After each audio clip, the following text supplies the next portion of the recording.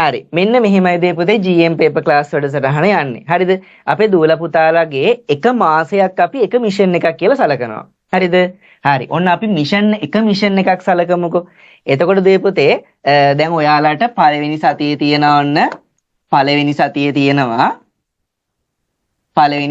තියෙනවා. ඊට පස්සේ දෙවෙනි සතියේ තියෙනවා. මාසයක්. මම මේ මාසයක් ගැන කියන්නේ. ඊළඟට තුන්වෙනි සතියේ තියෙනවා. ඊළඟට හතරවෙනි සතියේ තියෙනවා. ඔය විදියට ඔන්න මාසයකට සති 4යි. එක සතියකට දවස් කීයක් තියෙනවද? දවස් 7ක් තියෙනවා. හරිද? ඔන්න සඳුදා, අඟහරුවාදා, බදාදා, බ්‍රහස්පතින්දා, සිකුරාදා, සෙනසුරාදා ඉරිදා දවස් 7ක් තියෙනවා. ඕකෙන් දීපදේ මම සෙනසුරාදා ඉරිදායි ගන්න නැතුව සඳුදා, අඟහරුවාදා, බදාදා, බ්‍රහස්පතින්දා, සිකුරාදා කියන දවස් 5 ගන්නවා. ඔය දවස් 5 හැමදාම ගෲප් එකට චූටි පේපර් එක ගානේ අපි දූල පුතාලට දානවා මෙතෙන් පටන්. හරිද?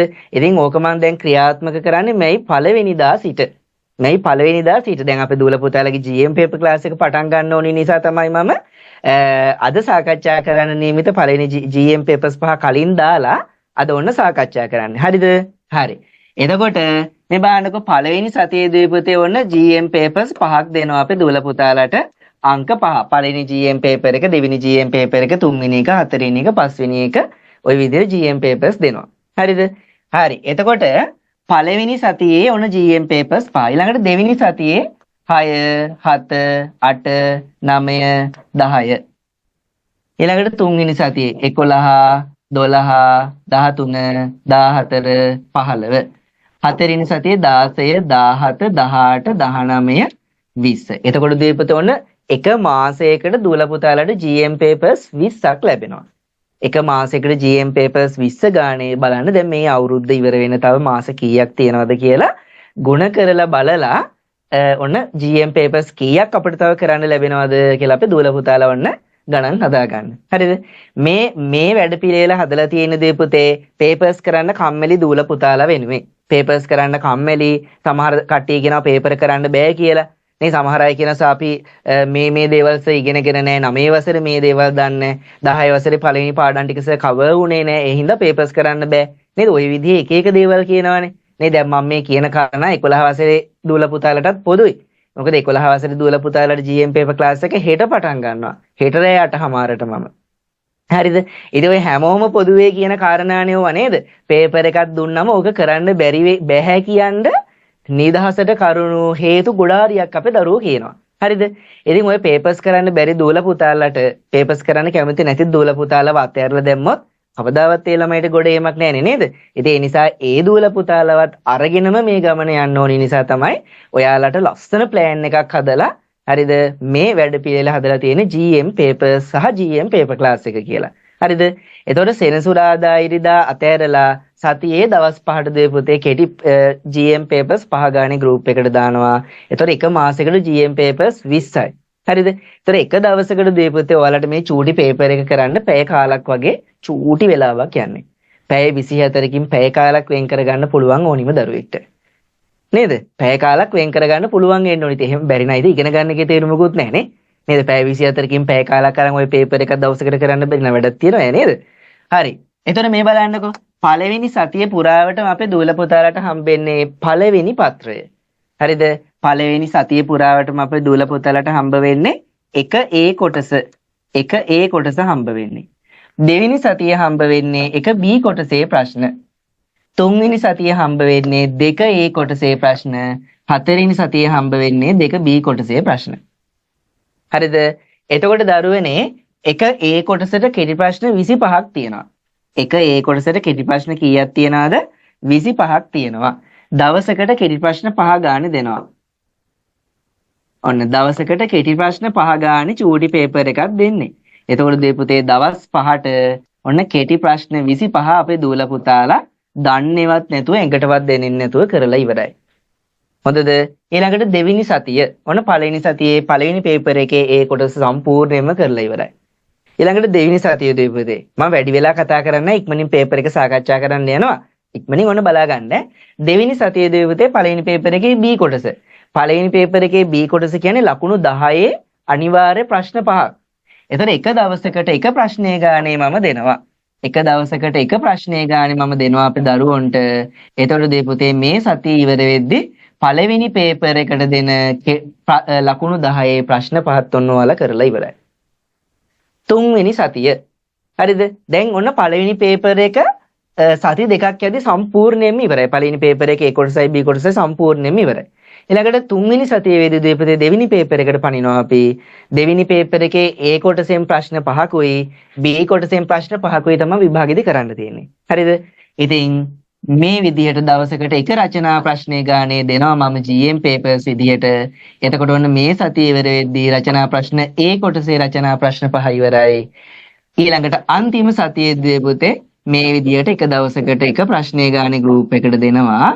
එතකොට ඔන්න ඒ රචනා ප්‍රශ්න 5ක් ඉවරයි. ඒ කියන්නේ අපේ දූල පුතාලා මාසයක් ඉවර වෙද්දී සම්පූර්ණ ෆුල් පේපර් එකක් කරලා ඉවරයි. එතකොට කරනවා විතරද? මේවා සාකච්ඡා කරන්නේ නම් මොනවත් නැද්ද? මෙන්න මෙහිමයි දරුවනේ වෙන්නේ. හරිද? හරි. දැන් ඔන්න බලන්නකො පළවෙනි සතිය ගන්න අපේ දූල පුතාලා. එතකොට පළවෙනි සතියේ ඔයාලා මෙන්න මේ GM papers අංක 5 කරනවා. මේ GM papers 5 කරාට පස්සේ අපේ 10 වසරේ දූල පුතාලගේ GM paper class එක තියෙන්නේ මෙන්න මේ වෙලාවට. 10 වසරේ දූල පුතාලගේ GM paper class එක තියෙන්නේ සිකුරාදා රාත්‍රී 8:30. සෑම සිකුරාදාවකම රාත්‍රී 8:30ට තමයි ඔන්න තියෙන්නේ. කලින් ඉඳන්ම මම ටයිම් ටේබල් දීලා තිබුණේ මෙතෙන් පටන් ක්‍රියාත්මකයි. මෙව සතියේ සිට ක්‍රියාත්මකයි. හරිද? හරි. එතකොට හැම සිකුරාදාවකම රෑ 8:00ට GM paper class එක තියෙනවා මේ 10 වසරේ දූල පුතාලට. හරිද? එතකොට 11 වසරේ දූල පුතාලගේ GM paper class එක තියෙන්නේ ඉරිදා රෑ 8:00ට. හොඳද? ඉරිදා රෑ 8:00ට තමයි 11 වසරේ දූල පුතාලගේ GM paper class එක තියෙන්නේ. මේ විදිහෙම ලස්සන වැඩසටහනක් යන්නේ. හරිද? එතකොට මේ කරන GM papers 5 මේ සතියේ සිකුරාදා GM paper class එකේ සාකච්ඡා කරනවා. හරිද? ඔන්න බලන්න අපි සතියෙන් සතිය ලස්සනට ක්‍රමයෙන් මේවා ඉවර කරගෙන යනවා. ඔන්න මේ GM papers 5 මේ සිකුරාදා paper class එකෙන් ඉවරයි. හරිද? මේ GM papers 5 ඔන්න දෙනවා සිකුරාදා paper class එකෙන් සාකච්ඡා කරනවා. මේ GM papers 5 දවසකට එක ගානේ දූල පුතාලට දෙනවා කරන්න කියලා සිකුරාදා paper class එකෙන් සාකච්ඡා කරනවා. මේකත් අන්න ඒ විදිහමයි දරුවනේ. එතකොට අපේ දූල පුතාලා සතියෙන් සතිය ඔයාලා නොදන්න දේවල් හරිද? ඔයාලා දන්නේ නැති දේවල්, ඔයාලට අමතක වෙලා තියෙන දේවල්, ඔයාලා ඉගෙනගෙන නැති දේවල් ඔය හැම දෙයක්ම මතක් කරගෙන මාත් එක්ක සාකච්ඡා කර කර මේවා යන්නේ. හරිද? නිකම්ම දුවේ පුතේ මම මේවා නිකන් ඔහේ උත්තර කිය යනවා නෙමෙයි. මාගේ ක්ලාසස් වලට මීට කලින් ජොයින් වෙච්ච දූල පුතාලා දන්නවා හැම දෙයක්ම තියරි මතක් කර කර ෂෝට් නෝට් දීදී, කෙටි සටහන් දීදී හරිද? ඔයාලට අමතක වෙලා තියෙන මොන හරි පාඩම් තිබ්බොත් ඒවා නැවත කියා දීදී තමයි මම මේ දේවල් කරන්නේ. හොඳද? එතකොට මේ වැඩසටහනට වෙනම GM paper book එකක් අපේ දූල පුතාලා තියාගන්න ඕනේ. GM paper book කියලා වෙනම පොතක් තියාගන්න ඕනේ. හරිද? එතකොට මේ සතියෙන් සතිය ඔන්න GM papers 20ක්. එතකොට එක මාසයකට දෙපොතේ GM papers 20ක් සාකච්ඡා කරනවා. හරිද? මාස 8ක් ගත්තොත් 8 වරක් 2 16 GM papers 160ක්.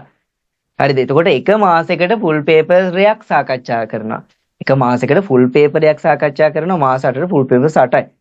හරිද? ඒ GM paper class එකෙන් විතරයි. හරි. තව විභාග ලංගෙදී වෙනම පේපර් වැස්සේ වැඩසටහන්ද ඔය හැමදේම දුල පුතාලට කරනවා. 10 11 දෙගොල්ලොන්ටම හැමෝටම කරනවා. පේපර් වැස්සේ වැඩසටහන. හරිද? ඉතින් මේ වැඩපිළිවෙල අපේ දුල පුතාලට හදලා තියෙන්නේ ඔයාලා ක්ලාස් එකකට ජොයින් වෙච්ච ගමන් කියන්නේ සර් මට මේ කොටස් බෑ 10 වසරේ මේ කොටස් ටික මට කිරිලා නැහැ. හරි සර් 10 වසරේ මුල් පාඩම් මට බෑ. සර් කරාට අමතකයි. ඉතින් මම මොකද කරන්නේ? සර් ලකුණු වැඩි කරගන්න මොකද කරන්න ඕනි? ඔන්න ඔය වගේ ගොඩ දේවල් කියන්නේ නේ. සර් මට ලකුණු මෙච්චරයි මට ඒකක් ගන්න පුළුවන් වෙයිද? නේද? ඔය වගේ ගොඩක් දේවල් කියනවනේ නේද? ඉතින් ඔය අපේ හැම දුවෙක් පුතෙක්ටම තියෙන පොදු ප්‍රශ්න ඕවනේ. ඒකට ඔය පොදු කාරණාවලට ඔය පොදු ප්‍රශ්න හැම එකකටම ඔන්න විකල්පයක් විදිහට තමයි දූල පුතාලට GM paper class එක හඳුන්වලා දීලා තියෙන්නේ. ඒතර විභාගෙට ලකුණු මවන GM papers. ඔය නම දැම්මේ මම නෙමෙයි අපේ ළමයිම තමයි දැම්මේ. මොකද GM paper class එක නිසා ඔයාලට හිතාවත් ගන්න බැරි විදිහට මේ වගේ ලකුණු වැඩි වෙනවා. මොකද දරුවනේ සාකච්ඡා කරන නිසා සතියෙන් සතිය ඔයාලගේ අඩුපාඩු හැදෙනවා. හරිද? ඉතින් ඒ නිසා ඔන්න අද ඉඳන් පළවෙනිම GM paper එකේ නම් අද අංක 1 හරිද? අද පළවෙනිම GM paper එකේ නම් වැඩ පටන් ගන්න තියෙන්නේ සාකච්ඡා කරගෙන ලස්සනට ඔන්න මාත් එක්ක වැටි කරගෙන යන්නයි තියෙන්නේ. හරිද? හරි. ඔන්න මෙච්චරක ලකුණු 65 ওই විදියට ගණන් වලට ආවේ. ඒත් ඔන්න සර්ගේ ක්ලාස් එකට ආවට පස්සේ ඔන්නට මේ සර්ගේ ටර්ම් ටෙස්ට් එකට ලකුණු 89ක් තියෙනවා කියලා ඔන්න තියෙනවා. ඒ කියන්නේ නේද? ඉතින් දැන් GM පේපර් වැඩසටහන පටන් ගත්තට පස්සේ ඔක තවත් වැඩි වෙනවා.